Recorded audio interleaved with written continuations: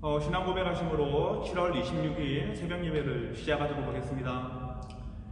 전능하사 천지를 만드신 하나님 아버지를 내가 믿사오며 그 외아들 우리 주 예수 그리스도를 믿사오니 이는 성령으로 잉태하사 동정녀 마리아에게 나시고 본디오 빌라도에게 고난을 받으사 십자가에 못 박혀 죽으시고 장사한 지 사흘 만에 죽은 자 가운데에서 다시 살아나시며 하늘에 오르사 전능하신 하나님 우편에 앉아 계시다가 저리로서 산자와 죽은 자를 심판하러 오시리라. 성령을 믿사오며 거룩한 공의와 성도가 서로 교통하는 것과 죄를 사하여 주시는 것과 몸이 다시 사는 것과 영원히 사는 것을 믿사옵나이다. 아멘. 하나님 아버지 감사합니다. 오늘 새벽에도 우리에게 생명의 말씀을 허락하여 주시옵시고 오늘도 말씀을 통하여서 우리에게 교훈하여 주실 때에 말씀을 아멘으로 받을 수 있도록 우리들의 마음을 열어 주시옵소서. 이 모든 말씀 살아계신 예수님의 이름으로 기도드렸습니다. 아멘. 오늘 새벽에 함께 나누어 볼 말씀은 누가복음 12장 35절에서 40절 말씀이 되겠습니다. 제가 말씀을 공독하겠습니다. 이 허리에 띠를 띠고 등불을 켜고 서 있으라. 너희는 마치 그 주인이 문인 집에 돌아와 문을 두드리면 곧 열어주려고 기다리는 사람과 같이 되라. 주인이 와서 깨어있는 것을 보면 그 종들은 복이 있으리로다. 내가 진실로 너희에게 이르노니 주인이 띠를 띠고 그 종들을 자리에 앉히고 나와 수종 들리라. 주인이 혹 2경이나 혹 3경에 이르러서도 종들이 그같이 하고 있는 것을 보면 그 종들은 복이 있으리로다. 너희도 아는 바니 집 주인이 만일 도둑이 어느 때에 이를 줄 알았더라면 그 집을 뚫지 못하게 하였으리라. 그러므로 너희도 준비하고 있으라. 생각하지 않은 때에 인자가 오리라 하시니라. 아멘. 그리스도인들은 예수님을 믿고 살아가는 사람들입니다. 그 예수님은 하늘 영광을 버리고 인간의 몸으로 이 땅에 오신 분이기도 하시죠. 뿐만 아니라 우리를 위해서 고난을 받으신 분이시고 십자가에서 죽으신 후에 사흘 만에 부활하시고 승천하는 모습을 보여주셨습니다. 그 예수님은 하늘로 올라가시면서 우리에게 했던 한 가지 약속이 있었죠. 그 약속은 바로 다시 오시겠다라는 약속이었습니다. 사도행전 1장 말씀을 보면 제자들은 주님이 하늘로 올라가시는 모습을 보게 되는데 그 곁에서 흰옷 입은 두 사람이 이러한 말을 합니다. 갈릴리 사람들아 어찌하여 서서 하늘을 쳐다보느냐. 너희 가운데 하늘로 올리시니 예수는 하늘로 가심을 본 그대로 오시리라. 아멘. 이처럼 주님은 분명히 다시 오시겠다라는 약속을 하시고 하늘로 승천을 하신 것이었죠. 2000년이 지난 시기에 그 약속은 아직 이루어지지 않았지만 우린 여전히 그 말씀을 믿으면서 다시 오실 주님을 기다리고 있는 것입니다. 그런데 예수님은 다시 오시겠다라는 말씀을 하시면서 한 가지 부탁을 더 하셨습니다. 그 부탁이 무엇이었습니까? 바로 깨어있으라라는 명령을 하신 것이었죠. 주님 오실 그날을 막연하게만 기다리는 것이 아니라 언제 오실지 모르는 주님을 맞이할 준비를 해야 한다고 주님은 말씀을 하신 것이었습니다. 오늘 본문은 그 모습을 이렇게 묘사하고 있습니다.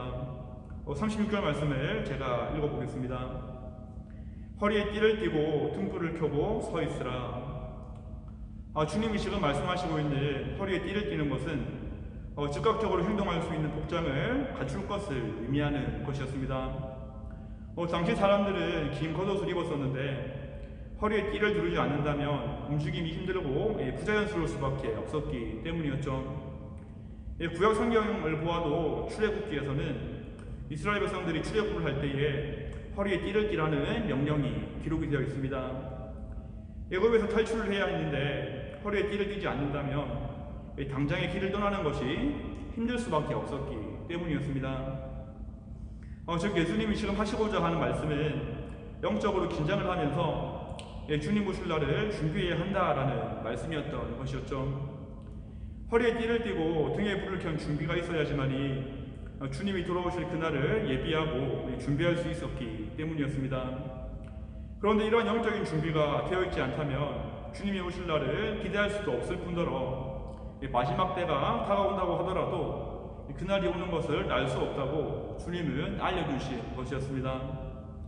이 말씀은 곧 마지막 날을 준비하지 못한다면 영혼에 대한 구원도 보장할 수 없다는 주님의 무서운 경고이기도 했던 것이었죠. 주님이 말씀하시는 허리에 띠를 띠고 등불을 켜고 서 있으라. 이 말씀은 오늘을 살아가는 우리가 더욱 유념해야 하는 말씀이기도 합니다. 주님 오시는 그날이 언제인지 알 수는 없지만 재림의 날이 점점 다가오는 것은 분명히 느낄 수 있기 때문입니다. 그래서 도적과 같이 임할 그날을 위해서 우린 영적으로 늘 긴장하고 깨어있을 필요가 있다라는 것이죠. 주님은 말세에 대해서 말씀하시면서 여러 가지 징조가 있을 것이라고 하셨습니다. 많은 사람이 내 이름으로 와서 사람들을 미혹할 것이다. 그리고 민족이 민족을, 나라가 나라를 대적하여 일어나겠고 곳곳에 기근과 지진이 있을 것이다.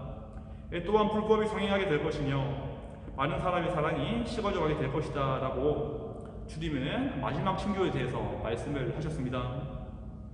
이러한 징조는 예전부터 있긴 했지만 점점 날이 갈수록 정도가 심해지고 있는 것은 분명히 느낄 수가 있다는 것이죠. 주님 오실 날이 점점 다가오고 있기 때문입니다. 그런데 예수님을 믿지 않는 사람들 뿐만 아니라 예수님을 믿는다고 고백하는 사람들조차도 주님의 재림을 준비하고 있는 모습이 부족한 것만 같습니다. 허리에 띠를 띠고 등불을 켜고 서 있는 것이 아니라 영적으로 잠들어 있는 모습을 많이 보여주고 있기 때문이다라는 것이죠. 이 모습은 마치 누구의 모습과 흡사한 모습을 보여주고 있습니까? 소돔과 고모라에 있었던 롯의 사회들의 모습과 비슷한 모습을 보이고 있다라는 것이죠. 하나님은 소돔과 고모라의 죄악을 보셨고 유황과 불로 심판하겠다라는 말씀을 하셨습니다. 그리고 두 천사를 보내셔서 롯에게 이 심판에 대한 사실을 알리신 것이었죠. 천사의 말을 전해들은 롯은 자신의 사위들에게 심판에 대한 사실을 알려주었던 것이었고 당장 여기를 떠나야 한다라고 말을 했습니다. 그런데 그 사위들은 롯의 말을 듣고 어떠한 태도를 보여주었습니까? 성경을 보면 두 사위는 하나님의 심판을 농담으로 여겼더라라고 기록이 되어 있습니다. 노아의 시대에도 마찬가지였습니다. 하나님은 노아를 통해서 물로 모든 것을 쓸어버리겠다라는 심판을 경고하시죠. 하지만 그 시대 사람들은 하나님의 심판에는 전혀 관심을 보이지 않았습니다. 오롯이 먹고 마시고 시집가고 장가가는 일에만 몰두를 했던 것이었습니다. 여기에 대해서 누가복음 17장 28절은 이렇게 말씀하고 있습니다. 노아가 방주에 들어가던 날까지 사람들이 먹고 마시고 장가들고 시집가더니 노아 시대 사람들은 심판의 메시지가 들려왔음에도 불구하고 오롯이 이 땅의 것들, 이 땅의 목표에만 관심을 두고 살아가는 모습을 보여주었습니다. 이들의 최후의 모습은 어땠습니까? 바로 심판을 당할 수밖에 없는 모습을 보여줍니다. 이 모습은 바로 영원한 죽음일 수밖에 없었습니다. 심판의 메시지를 농담으로 여겼던 롯의 두 사위는 그 도시 사람들과 함께 심판을 받았던 것이었고 노아의 시대에 먹고 마시고 시집가고 장가가는 것에만 관심을 가진 사람들 또한 구원의 방주에 올라타지 못하는 모습을 보일 수밖에 없었습니다. 지금 주님은 허리에 띠를 띠고 등불을 준비하지 못한다면 너희도 이렇게 될 것이라는 말씀을 하고 계시다라는 것이죠. 그렇게 진정한 그리스도인이 되었다면 늘 영적으로 깨어있는 것이 그 어떠한 것보다도 중요한 것임을 늘 마음속에 기억해야 한다라는 것입니다. 그렇다면 영적으로 깨어있는 것이 과연 무엇이겠습니까? 하나님의 말씀을 농담으로 여기지 않는 것이고 이 땅의 것이 아닌 하늘 소망을 바라보는 것, 주님 나라가 다시 임하게 되었을 때에 그때 우리에게 주어질 진정한 회복을 소망하는 모습이 영적으로 깨어있는 모습이다라는 것입니다. 그런데 마지막 때가 되어갈수록 많은 그리스도인들은 영적으로 잠이 들고 있는 것 같습니다. 예수님이 다시 오신다는 소망보다는 그저 이 땅에서 잘 먹고 잘 사는 것이 목적이 되어버린 것이고 이 땅의 사람들과 똑같은 기준과 가치관을 가지고 살아가는 모습을 보이고 있다는 것입니다.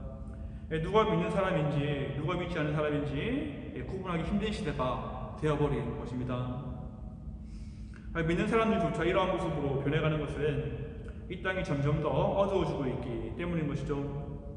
깊은 새벽이 찾아올수록 많은 사람들이 잠에 들듯이 이 땅의 풍조가 어두워질수록 많은 영혼들은 영적으로 잠이 들 수밖에 없다라는 것입니다. 그렇기 때문에 잠들지 않고 더욱더 깨어있기를 위해서 힘을 써야 한다라는 것이죠. 주님도 마지막 때가 올수록 이렇게 될 것이라는 것을 잘 알고 계셨기에 이어서 이러한 말씀을 하십니다. 38절 말씀을 제가 읽어보겠습니다. 주인이 혹 2경이나 혹 3경에 이르러서도 종들이 그같이 하고 있는 것을 보면 그 종들은 복이 있으리로다. 아멘.